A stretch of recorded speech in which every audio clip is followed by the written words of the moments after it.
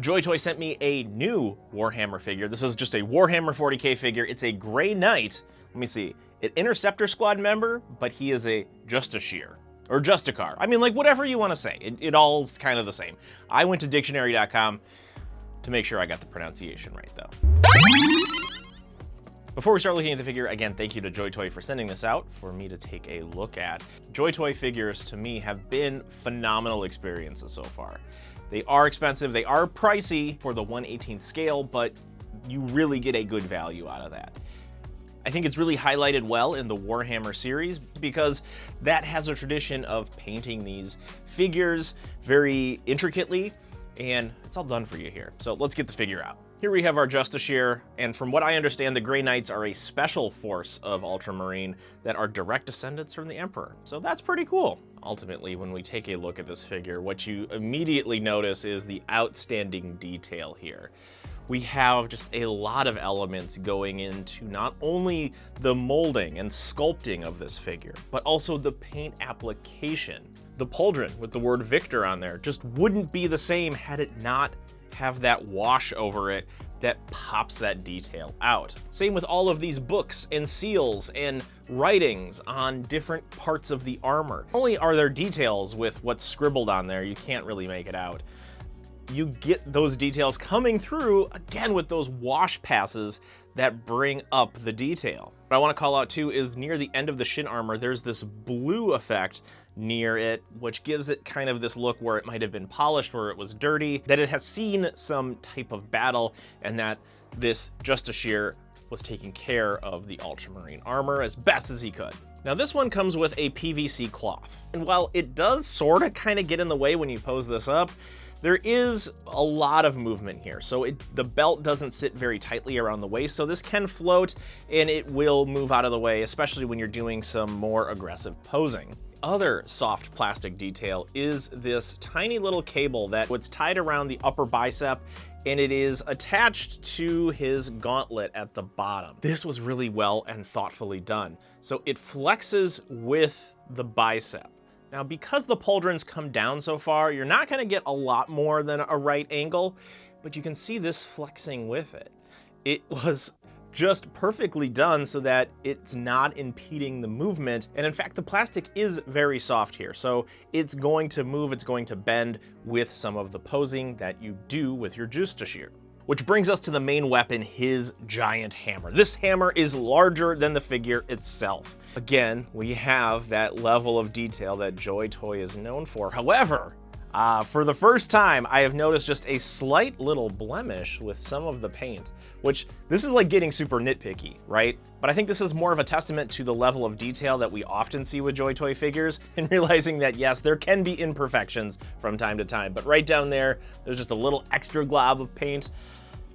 But again, that is, I mean, what kind of a nitpick is that? It has absolutely no bearing on the overall quality of this. It is just something that I wanted to point out to show that the insane level of inspection you need to do on these figures to find something that doesn't feel perfect. Now back to the figure himself, the backpack is really cool. I love those candy jewel tones of the blue on the back. It's also kind of on this quasi helmet.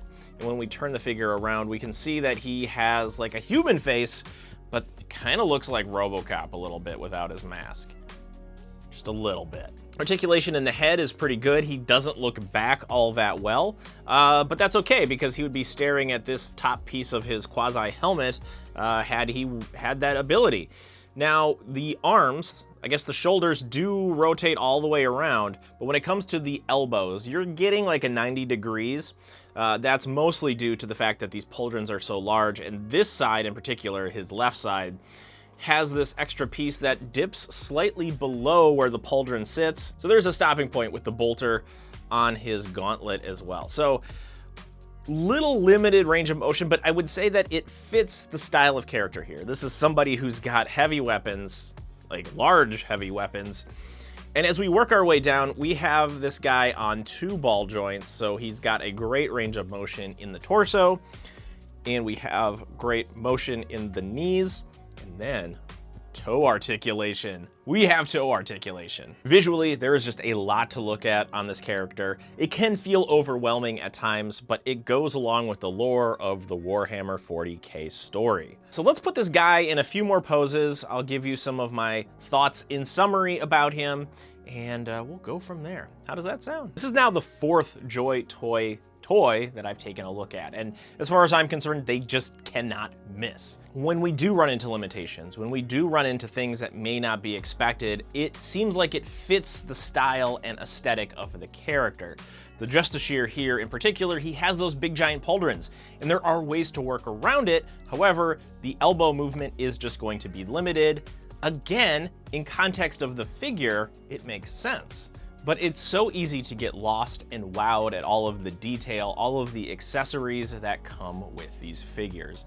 The Grey Knight is no exception. But it's always worth mentioning the price of these things. Again, they are more expensive than your traditional figure. If you're considering investing a lot into the miniatures and paints and time and skill that takes, well, you might want to take a look at these JoyToy figures and shortcut a lot of that process. This is just another great JoyToy figure. And it's quickly becoming that whenever one of these figures show up, it puts a smile on my face because I know that there's going to be some really well-designed and detailed figures to unbox and experience. If you like talking about these pop culture and collectible things, action figures, blasters, well, I'm gonna need you to stay tuned to the Ri-Fi channel to get more information in the future.